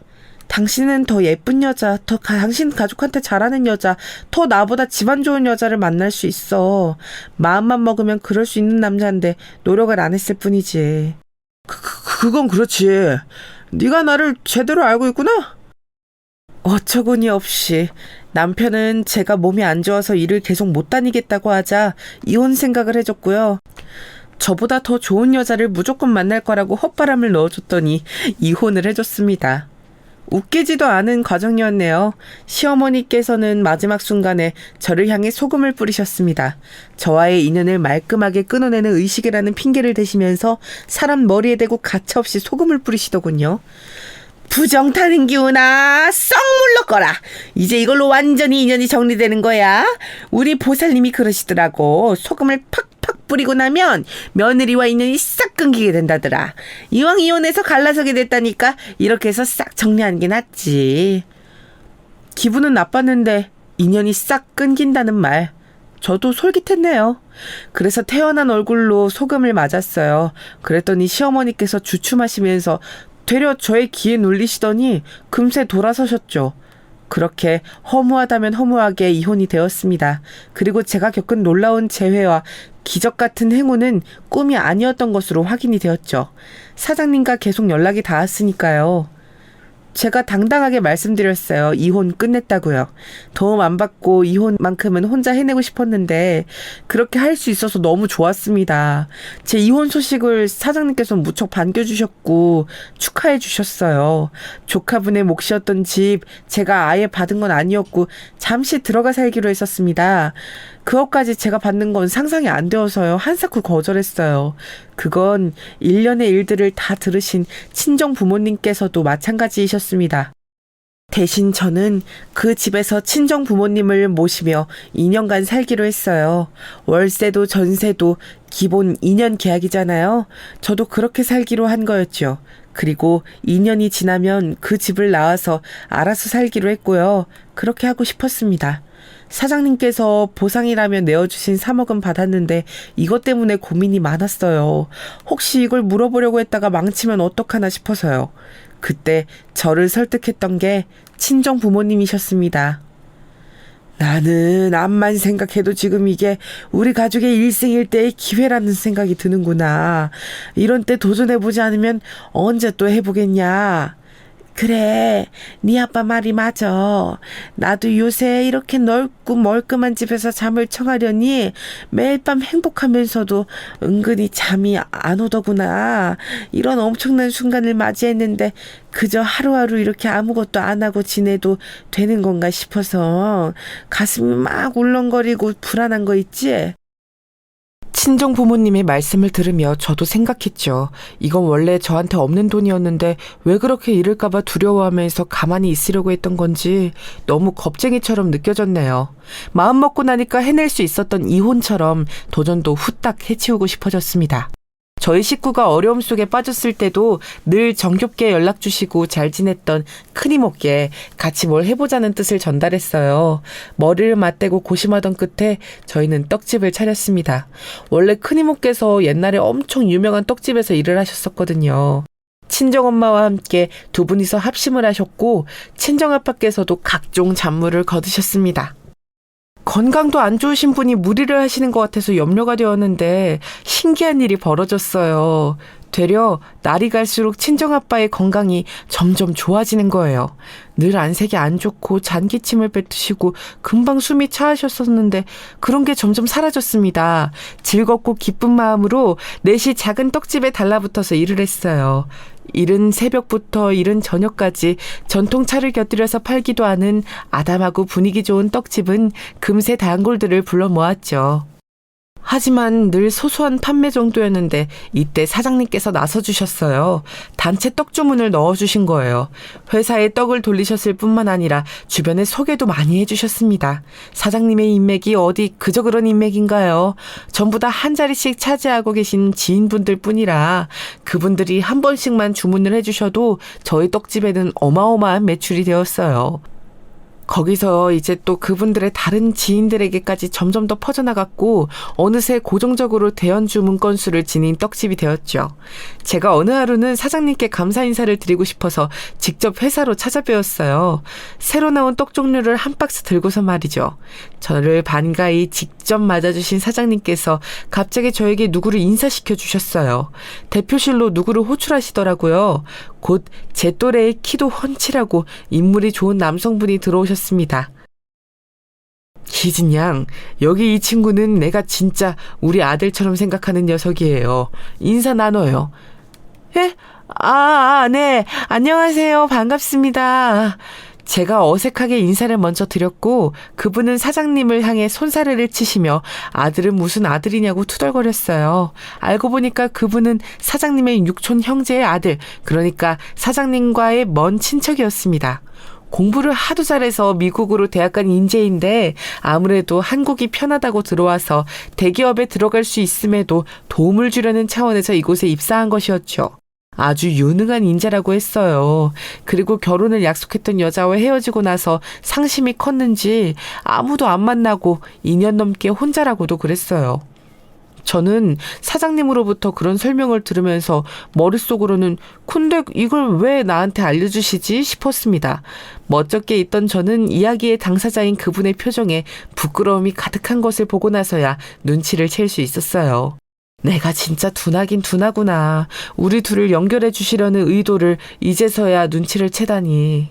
그것도 모르게 해프게 막 웃으면서 사장님께서 말씀하실 때마다 고개를 끄덕이며 추임새를 넣고 그분에게는 심지어 제 연락처가 박힌 떡집 명함까지 건넸다니 부끄러워서 죽고만 싶었습니다. 그런데 이틀 뒤 그분에게서 연락이 온 거예요. 하도 저희 대표님으로부터 좋은 이야기를 많이 전해 들어서요. 그쪽이 궁금하긴 하더라고요. 이렇게 얘기를 했습니다. 그때 왠지 이 사람은 가식이 없는 사람이라는 느낌이 들었어요. 그래서 연락을 주고받고 싶어졌습니다. 사귄다거나 그런 건 아니었고 서로 비밀 친구를 하자고 그랬어요. 저희가 연락하면서 지낸다는 건 사장님께도 비밀, 각자 가족들에게도 비밀이었으니 말입니다. 그분은 주로 일하면서 느끼는 고충을 저에게 털어놓았어요. 외국 생활을 해서 그런가 약간 직설적인 성격 같더라고요. 그래서 제가 똑같은 주제를 전한다고 해도 우리나라 정서는 본론을 뒤에 말하는 편이 낫다고, 다짜고짜 본론만 말하는 화법은 부드러움과 거리가 멀다고 알려주었습니다. 그랬더니 아무도 자기한테 그런 지적을 안 해주었다고 고맙다고 그랬어요. 무척 도움이 됐다고 하더라고요. 그 후로 왠지 그분의 태도에서 저에 대한 호감을 느낄 수 있었습니다. 기분이 묘해지더라고요. 그러던 때 제가 엄청난 경험을 하게 됐어요. 여기가 요새 유명하다고 언뜻 들었는데 모처럼 이 동네 와본 김에 들러봤네요. 아유, 그런데 너무 비싸네. 좋은 재료만 엄선해서 쓴다고 적어놓은 걸 보니까 뭐 납득은 가는데 좀 그렇다. 2개 하면 가격 안 깎아주나? 아니면 전통 차라도 한 잔 서비스로 안 내어주나? 작은 떡 2개를 계산대로 가져오셔서 투덜거리는 손님. 제가 너무 어이없어서 쳐다보고 있었습니다. 그 내용도 기가 막혔지만 그 손님의 정체가 더 어처구니 없었기 때문이었죠. 계산대에 선 제가 답이 없자 의문스럽게 그제야 고개를 위로 치켜드신 손님은 깜짝 놀라서 뒤로 한 걸음 물러났죠. 그랬다가 떡을 만드는 안쪽 공간으로 눈길을 주시더니 거기서 저희 친정엄마의 옆모습을 발견하시고는 이번에는 아예 까무러치시더군요. 그 손님은 바로 제 전 시어머니셨습니다. 뭐야? 이게 어떻게 된 일이야? 왜 여기서 일들을 하고 있어? 설마가 사람 잡는다는 옛말을 눈앞에서 보게 되어서 재밌네요. 네. 그 설마가 맞습니다. 여기 저희 가족이 하는 가게예요. 제가 주인이고요. 돈이 대체 어디서 나서? 아, 그렇구나. 로또 당첨됐구나. 그래, 당첨이 돼서 우릴 버린 거였어. 이런 배은망덕한. 어디서 개가 짖나? 왜 이렇게 개소리가 들릴까요? 죄송한데 구매 다 하셨으면 이만 꺼져주세요. 제가 무덤덤하게 말하자 시어머니께서는 살면서 이런 봉변은 처음이라는 표정으로 얼굴이 빨개지셨습니다. 안쪽에서 친정엄마 그리고 큰이모가 소란을 듣고 나오시자 맞닥뜨리기는 싫으셨는지 그대로 주랭랑을 치셨죠.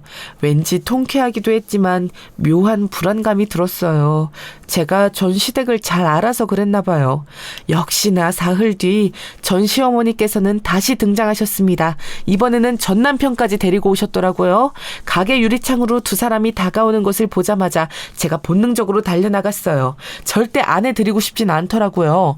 문 앞에서 승강이가 벌어졌죠. 저는 2사람에게 썩 꺼지라고 그랬고요. 전 시어머니께서는 저를 배은망덕하다고 또 몰아가셨습니다. 그리고 조용히 있던 전 남편이 입을 열었죠. 긴 말 안 한다. 나한테 돌아와라. 이렇게 돈 벌 구석 찾아서 살면 뭐하냐? 결국 남자 만나 결혼하고 애 낳고 살고 그래야 맞는 거야. 여자는 그렇게 살아야지. 무슨 개소리야. 당신은 진짜 외탁을 한 사람인가 봐. 어쩜 이렇게 모자가 싸가로 개소리를 잘하지? 그 사이 많이 기고만장해졌네. 지금 이렇게 건방지게 구는 거 로또 당첨이 됐는지 땅에서 보물을 파냈는지 하여튼간에 돈 생겼는데 숨긴 거 전부 다 용서해 줄 테니까 그냥 잔말 말고 돌아와. 아예 말이 안 통한다 싶을 때였어요. 그 순간 웬 까만 고급 승용차가 천천히 다가오더니 앞에 멈춰 섰습니다. 그걸 보고 전 시어머니께서 중얼거리셨죠. 어우, 저거 혹시 벤츠인가 그거 아니니? 이 동네는 저런 게 막 돌아다니네. 길 물어보려고 멈춰섰나? 자연스럽게 근처에 멈춰선 그 차를 주시하고 있는데 운전석에서 내린 사람이 바로 그분인 거예요. 제 비밀 친구였죠. 제가 깜짝 놀라서 그분을 쳐다봤다가 전날 밤 연락을 하던 도중에 내일 신상떡 나오니까 심심하면 맛보러 오시라고 농담을 드렸던 게 기억이 났어요. 그런데 정말로 왔던 거예요. 말끔하게 빼입은 남자가 다가오니까 전 시어머니와 전 남편이 동시에 주춤거렸습니다. 그리고 그분이 저를 향해 웃으며 말씀하셨죠. 희진 씨, 이 사람들은 뭐예요? 제가 이쪽을 계속 보면서 왔는데 별로 분위기가 안 좋아 보이던데요. 무슨 문제 있는 건 아니죠? 그게 저희 전 시어머니 그리고 제 전 남편인데요. 별일 아니에요. 우연히 앞에서 마주쳐서 잠시 이러고 있었어요. 아, 그래요? 이렇게 마주친 것도 인연이니까 인사라도 드려야겠네요. 안녕하세요. 저는 희진 씨 남자친구입니다. 그때 제 심장이 미친 듯이 뛰었죠. 남자친구라니요. 저희는 그냥 친구였을 뿐인데요. 하지만 그걸 그 자리에서 정정할 만큼 제가 바보는 아니었기에 가만히 있었네요. 그분이 손을 내밀어 악수를 청하자 전 남편은 마지못해 그 인사를 받았죠. 그런데 옆에서 보니까 전 남편이 힘에서 밀린 것 같았어요. 악수를 하자마자 그분 앞에서 눈을 내리깔더군요. 전 시어머니께서는 넋이 나가신 채로 멀끔한 그분을 쳐다보다가 저를 쳐다봤다가 고급 차량을 쳐다봤다가 멍한 눈빛을 이리저리 바쁘게도 움직이셨습니다. 그분은 팔로 제 어깨를 감싸더니 떡집 안으로 들어가자고 그랬어요. 전 남편을 향해서 의기양양한 미소를 남기는 것도 잊지 않더군요. 그분의 그런 태도에 전 남편은 완전히 패배감을 느낀 듯 했습니다. 일전에 본 적 없었던 처참한 안색이 되어서 입술을 꽉 깨물더니 돌아서더라고요. 여전히 넋이 빠져있는 전 시어머니께서 허둥지둥 그 뒤를 따르셨고요. 정말 유쾌하고 통쾌한 퇴장이었습니다. 이로써 전 시댁이 제 인생에서 영영 퇴장을 하게 되었죠. 둘만 남게 되자 제가 그분에게 감사 인사를 표했어요. 특히 남자친구 행세를 해준 것이 전 남편에게 제대로 한 방 먹인 것 같아서 기뻤다는 소감을 전달했죠. 그랬더니 그분이 저를 빤히 보시더니 이러시는 거예요. 행세에서 그치지 말고 진짜로 남자친구 하면 안 되나요? 제가 희진 씨 남자친구도 하고 나중에 여차하면 남편도 하고 그렇게 해보고 싶은데요. 살다 보니까 저에게도 그런 순간이 오더라고요. 진짜 주인공이 된 것 같은 순간이요. 비참하게 울고 있던 공원에서 사장님을 만나게 된 그 시점부터 기적 같은 순간의 연속이었습니다. 저는 이런 행운을 잡고 또 누리는 방법을 이제 알고 있었어요. 그렇기에 그분의 고백을 바로 받아들였습니다. 저희 가족들도 난리가 났었지만 무엇보다 사장님께서 엄청 기뻐해 주셨어요. 이왕이면 저희가 결혼까지 갔으면 좋겠다는 말씀도 서슴지 않고 하셨죠. 그런데 그 말씀대로 되었어요. 친정 부모님과 함께 그 집에서 사는 기간을 2년을 채우고 났을 때 저는 그분과 결혼해서 신혼집으로 몸을 옮겨갔답니다. 그분이 지금의 제 남편인데요. 항상 서로를 존중하면서 언성 한번 높이는 법 없이 그렇게 살고 있어요. 각자를 빼닮은 아들 하나 딸 하나 이렇게 두어서 저희는 부모가 되기도 했는데요.